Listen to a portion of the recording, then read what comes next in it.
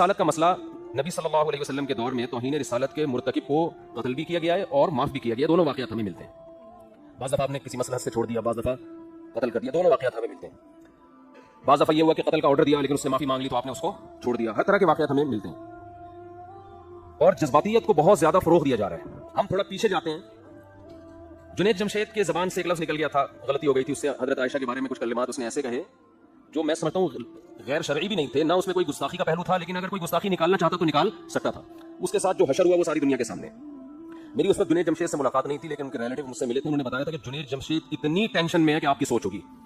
تو ذرا سا میری امی عائشہ کے بارے میں کچھ ایسی بات ہو گئی جو یوں کہہ دیتا تو زیادہ اچھی تھی, یوں کہہ دینا تھوڑا سا نامناسب. زبان ہے انسان کی.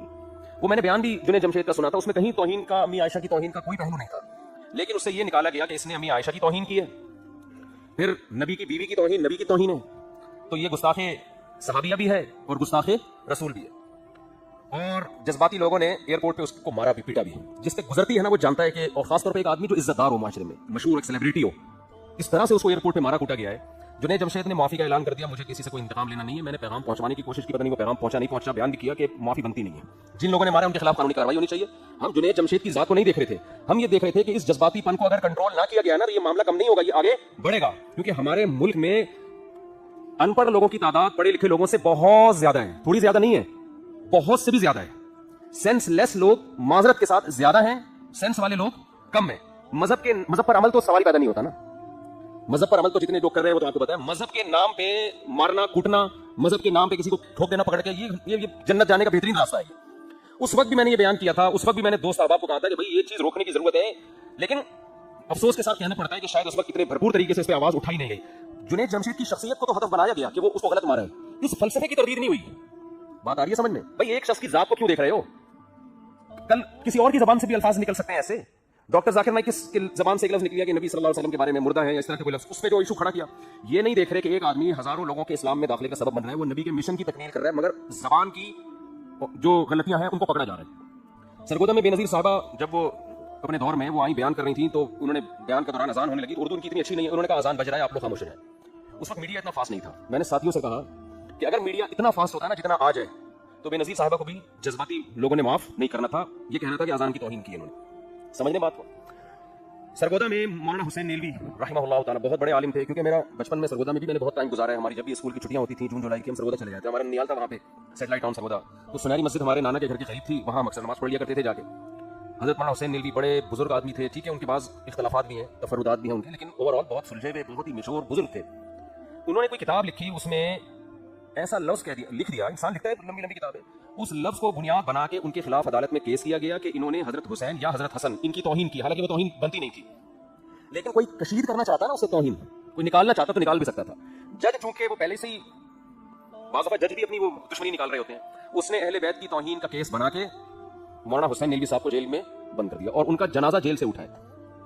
اب آپ بتاؤ کس قدر بدبختی کی بات ہے. ایک آدمی جو ساری زندگی اہل بیت کا دفاع کرتا رہا, نبی کی حدیثوں کا دفاع کرتا رہا, اسلام کی ترویج کا ذریعہ بنا, انتہائی تھوڑی تنخواہ میں, دیوبند سے فارغ تھے وہ. ہمارے شیخ حضرت مفتی رشید احمد صاحب رحمہ اللہ تعالیٰ کے کلاس فیلو تھے, اور مفتی رشید احمد صاحب کہا کرتے تھے ان کے بارے میں یہ شخص پیدائشی شریف معلوم ہوتا ہے, یعنی مزاج میں شرافت نہیں ہوتی, نرم مزاج اور علم کے سمندر تھے وہ, فقہی بصیرت ہر لحاظ سے, اور پرہیزگار. اتنی تھوڑی تنخواہ میں اتنے بڑے عالم نے ایک سرگودا کی چھوٹی سی مسجد میں امامت کر رہے تھے, کوئی دنیا کی محبت نہیں. ذرا سے قلم کے کو بنیاد بنا کے اہل بیت کا گستاخ قرار دے کے ان کو کہاں لے گئے؟ جیل, اور جنازہ جیل سے اٹھا ان کا. تو میں جب 8ویں کلاس میں پڑھا کرتا تھا, کیونکہ میں تو یہ سب چیزیں بہت عرصے سے دیکھ رہا ہوں نا, اس وقت سے میں یہ کہہ رہا تھا کہ مذہبی حلقے کو بھرپور آواز اٹھانی چاہیے کہ اس مسئلے کو واضح کریں کہ قتل کرے گا کون. نمبر 2, گستاخی کی ڈیفینیشن کیا ہے؟ سمجھ میں آ رہی ہے بات کہ نہیں آ رہی؟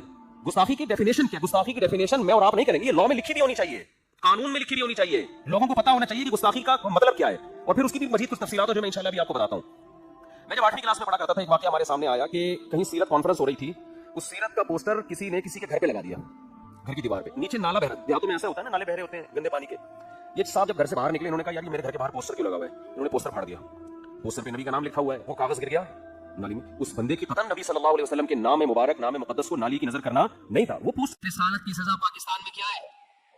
قتل ہے نا, تو جرم بڑا ہے, سزا بھی کیا ہے؟ بڑی ہے. تو اس کے لیے بھی قانون یہ ہونا چاہیے کہ ثبوت بھی اور شک و شبہے سے بالکل بالاتر, 2 ٹوک اور واضح لفظوں میں توہین ہونی چاہیے جس کا کوئی دوسرا مطلب نہ بنتا ہو. اس میں زبان کا لڑکھڑا جانا اور کہہ کچھ رہا تھا نکل کچھ اور گیا. اگلے کو موقع دینا چاہیے کہ آپ کیا کہنا چاہتے ہیں.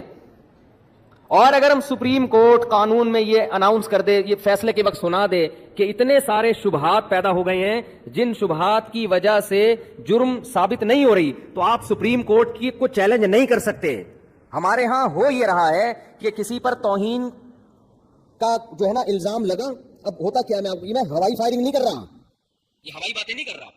ہمارے ہاں اس قانون کا کیسا غلط استعمال ہو رہا ہے. اصل میں خود نہیں اندر گئے نا. کسی دن تم پہ الزام لگے کسی تمہاری غلطی جو تم جان کر نہیں کر رہے ہو, اور خود اندر ہوگے تو پھر تمہیں احساس ہوگا کہ یہ ہو کیا رہا ہے مارکیٹ میں. ہمارے ہاں پتہ ہے کیا ہوتا ہے, کسی نے کوئی پوسٹر پھاڑ دیا, اس بیچارے کو نہیں پتا تھا کہ اس پہ نبی صلی اللہ علیہ وسلم کا نام لکھا ہوا ہے. اس کی دیوار خراب کر دی آپ نے, پوسٹر لگا دیا, وہ پوسٹر پھاڑ دیا اس نے, وہ نیچے کہیں نالی میں گر گیا. آپ کو ویسے ہی انتقام لینے کا شوق تھا, کوئی مسئلہ چل رہا تھا آپ کا اس کے ساتھ, یا آپ نے اس کو, وہ غیر مسلم ہے, آپ نے اس کو ورغلایا, اس کو ٹارچر کیا, اس کے مذہب کو برا بلا کہا, اس کے بڑوں کو آپ نے برا بلا کہہ کے اتنا ٹارچر کیا کہ اس کی زبان سے بھی کوئی لفظ آپ کے خلاف یا اسلام کے خلاف نکل گیا. آپ نے فوراً بندوں کو جمع کیا, دیکھو یہ نبی کو ایسے کہہ رہا ہے, دیکھو اس نے قرآن کی توہین کی ہے, دیکھو اس نے یہ کیا ہے. لوگ یہ نہیں دیکھتے کہ اس نے کہا بھی ہے کہ نہیں, ہو سکتا نہیں کیا اس نے. ایک لوگوں کا جم غفیر اکٹھا ہو جائے گا اور جائیں گے تھانے رپورٹ کرانے کے لیے. اتنے لوگ اس میں, آج ہر آدمی سمجھتا ہے آج مجھے عشق رسول کو ثابت کرنے کا اللہ نے موقع دیا ہے. چرسی بھی آپ کا ساتھ دیں گے, ہیروئن جی بھی آپ کے ساتھ ہوں گے, محلے کے بڑے بڑے گنڈے جن 20 بندوں کو قتل کر چکے تھے, آج تک کبھی انہوں نے کوئی سنت پوری نہیں کی ہوگی, لیکن ان کو بھی موقع ملے گا کہ آج ہمیں موقع ملا ہے ہم توہین رسالت کے مرتکب کو کیفر کردار تک پہنچائیں. وہ اس کی تحقیق نہیں کرتے کہ حقیقت میں ایسا ہوا بھی ہے کہ نہیں ہوا.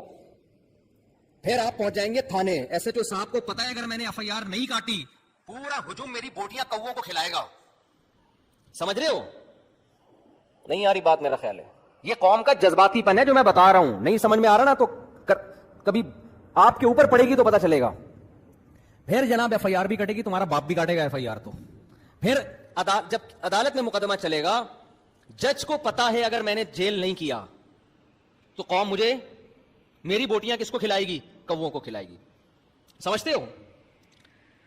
اور ادھر سے جو وکیل ہوگا نا, جو اس کی طرف سے وکیل ہے جس پر فرد جرم لگی ہے, اس کو پتا ہے کہ اگر میں نے اس کا زیادہ دفاع کیا تو میری بوٹیاں کس کو کھلائی جائیں گی؟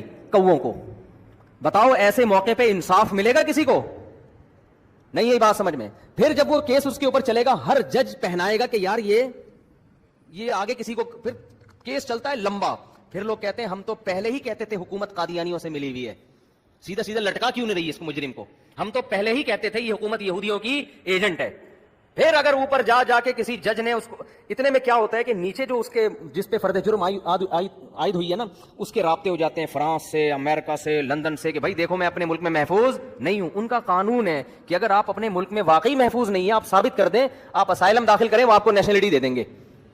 میں ہانگ کانگ ہو کر آیا ہوں, سینکڑوں نہیں ہزاروں پاکستانی ہیں جنہوں نے یہ کہا کہ ہم پہ حملہ ہوا, جھوٹے حملے کروا کے کیس داخل کر کے ہانگ کانگ کی نیشنلٹی لے لیو. پڑے ہوئے وہاں, پڑے ہزاروں ہیں. نیشنلٹی نہیں بھی ملتی تو وہ اسٹے کی اجازت دے دیتے ہیں آپ. تو اس بیس پر بھی پھر لوگ کہتے ہیں ہم تو پہلے ہی کہہ رہے تھے کہ غیر ملکی طاقتیں اس کے ساتھ ملی ہوئی ہیں, اور حکومت بھی غیر ملکی طاقتوں کے ساتھ ملی ہوئی ہے, یہ تو ہیں ہی سارے وہاں کے ایجنٹ. پھر اگر سپریم کورٹ بری کر دے اور قانون میں لکھ دے کہ جی اتنے پوائنٹ ہیں, اتنے شبہات ہیں جس کی وجہ سے ہم یقینی طور پہ نہیں کہہ سکتے کہ اس نے توہین کا ارتکاب کیا ہے, تو سپریم کورٹ کو گالیاں, وہ معین اختر کے ماموں جیسے گالیاں دیتے تھے نا. پروگرام دیکھیں آپ لوگ آج میرے مشورے پر, معین اختر اور انور مقصود کا پروگرام ہے, جس میں انور مقصود معین اختر سے پوچھ رہے ہیں آپ کے ماموں کیا کرتے ہیں. اس نے کہا گالیاں دیتے ہیں, نلکے میں پانی نہیں آتا, نلکے کو گالیاں. سمجھ رہے ہو؟ اتنی بجلی ہے نہیں, بل پورا آتا ہے, کس کو گالیاں؟ کہ اے سی والوں کو گالیاں. مالک مکان کوئی سہولت دیتا نہیں, کرایہ لینے آ جاتا ہے, مالک مکان کو گالیاں. جب کرایہ نہیں دیتے تو پولیس کو بلاتے ہیں, پولیس کے ایسے ایسے پارٹس کو گالیاں کہ پولیس والے کہتے ہیں ہم نے یہ پارٹس کا نام کبھی سنا بھی نہیں ہے. صحیح ہے. تو وہی کام ہمارے ہاں عوام کر رہی ہوتی ہے. تو قوم میں جذباتی پن کچھ ضرورت سے زیادہ ہے, میچور نہیں ہے ہماری قوم. مذہب کا غلط استعمال کر کے آپ اپنے اوپر پابندیاں ملک میں لگاؤ گے. پاکستان ابھی گرے لسٹ میں ہے, اور یہی حرکتیں تھوڑے دن اور چلیں تو بلیک لسٹ میں آ جائے گا. پھر جب تمہیں کھانے کو روٹی نہیں ملے گی, پہننے کو کپڑا نہیں ملے گا, گالیاں دو گے اپنے حکمرانوں کو. وہ تو ویسے ہی دیتے رہتے ہو, مجھے کوئی اس پر اعتراض نہیں ہے. ٹھیک, کچھ گالیاں تو صحیح بنتی ہیں, کچھ غلط بنتی ہیں. صحیح اور غلط میں فرق کیا کرو, سوچ سمجھ کے گالی دیا کرو کہ یہ والی گالی یہاں فٹ ہو بھی رہی ہے کہ نہیں ہو رہی ہے. بنتی ہے تو آپ دو بھائی, ثواب ملے گا آپ کو, نہیں بنتی تو نہیں دو. ہر چیز میں ہم لوگ کیا کرتے ہیں, جس کو ہم نے غلط کہہ دیا تو اب ہر اس کے کام میں غلطی تلاش کرنی ہے, جس کو صحیح کہہ دیا اس کے ہر غلط کام کو بھی صحیح قرار دینے کی کوشش کرنی ہے. حکمران بہت سارے کام غلط کرتے ہیں لیکن کچھ صحیح بھی کر رہے ہوتے ہیں. ہماری قوم کی عادت کیا ہے, اگر آپ اپوزیشن میں اس کے صحیح کو بھی آپ نے غلط کہنے کا ٹھیکہ لیا ہوا ہے, اور اپنے والے کے ہر صحیح کام